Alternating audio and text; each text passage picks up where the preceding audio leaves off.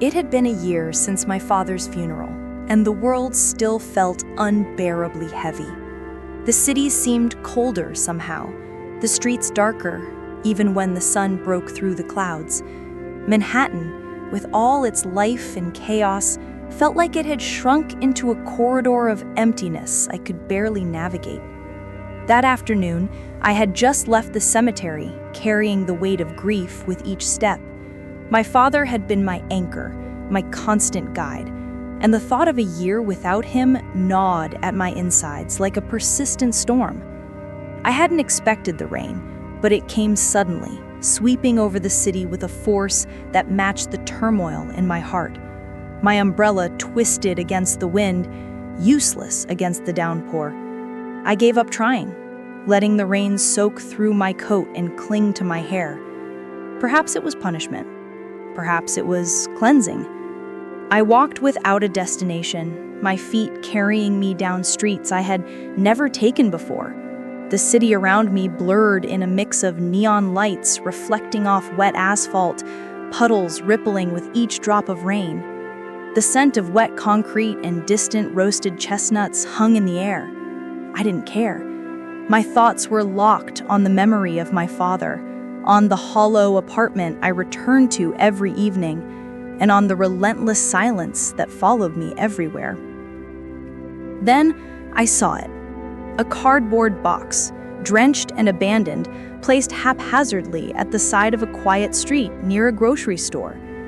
At first, I thought it was trash, but then I heard it, a tiny, fragile sound, a mews so small, so desperate, it pierced the storm around me. I knelt down, my coat sticking to me, my hair plastered to my face. Inside the box were 3 gray kittens, no older than a month. Their fur was wet and matted, their bodies trembling violently, and their eyes barely open, clouded with fear. A small, tattered blanket lay with them, useless against the soaking rain. I could see their tiny ribs beneath the slick fur. Someone had left them here with no care, no thought. My chest tightened. I could barely breathe. One of them, the smallest, let out a pitiful mew, and I froze. My mind flashed back to my childhood, to the kitten my father had rescued during a storm. He had held her close, whispering promises that no matter how small or broken, she was safe. My throat ached as I realized the weight of what lay before me. These 3 tiny lives, drenched and abandoned, depended entirely on me. Tears mixed with the rain as I gently scooped the box into my arms.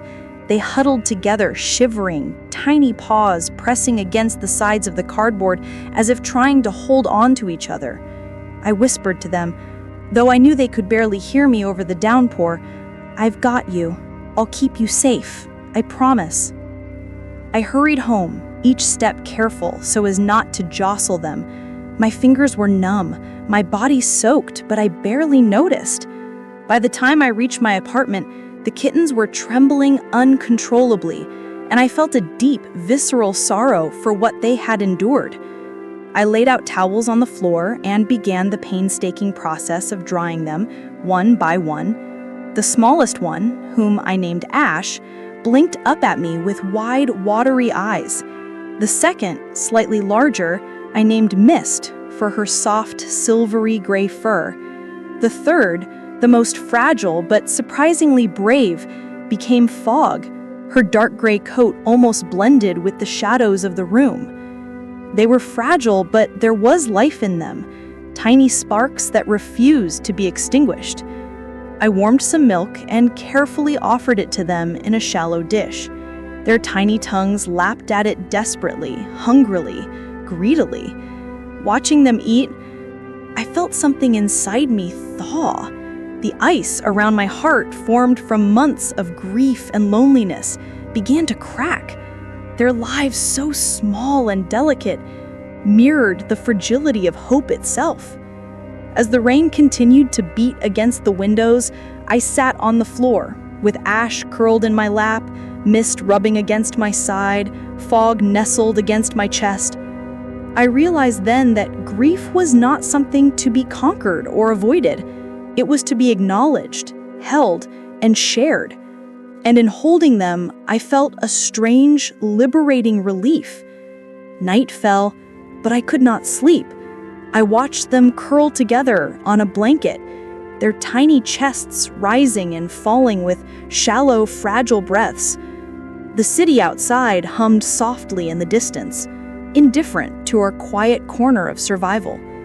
I whispered to them, telling them about my father, about the storms he had weathered, and about the strength I was only now beginning to find in myself. Days passed. The kittens began to grow stronger, more confident. Ash loved to tumble across the floor, chasing imaginary prey. Mist would climb over her siblings, asserting herself with a delicate fierceness. Fog followed me everywhere, her tiny eyes tracking my movements, her soft purrs vibrating against my hand. Each day, the apartment filled with life. Laughter returned, tentatively at first, then more freely.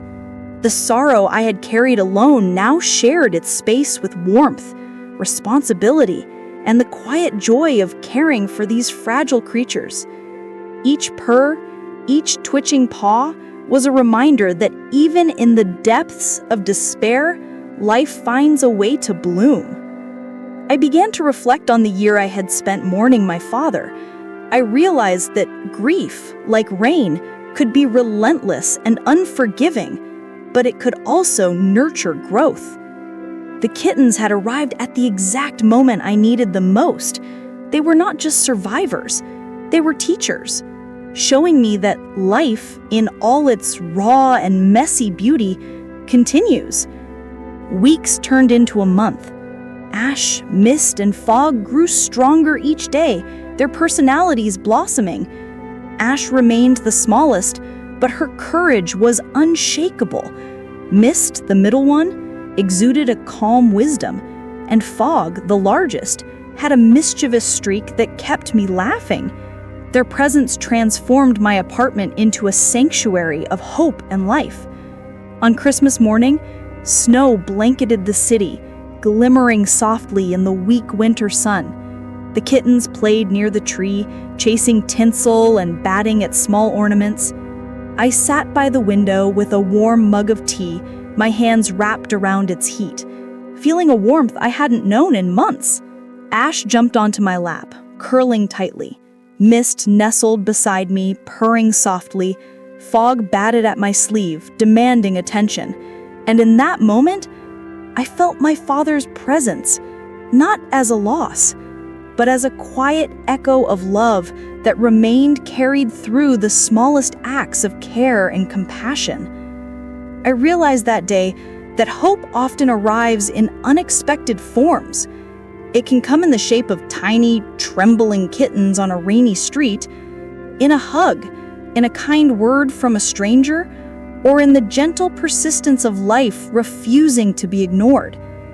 The rain eventually stopped, leaving behind a city washed clean. And I too felt cleansed, not of grief entirely, but of the heavy weight of hopelessness. I had been given a second chance, not by magic, but through the fragile lives I had chosen to save. In saving them, I had saved a part of myself.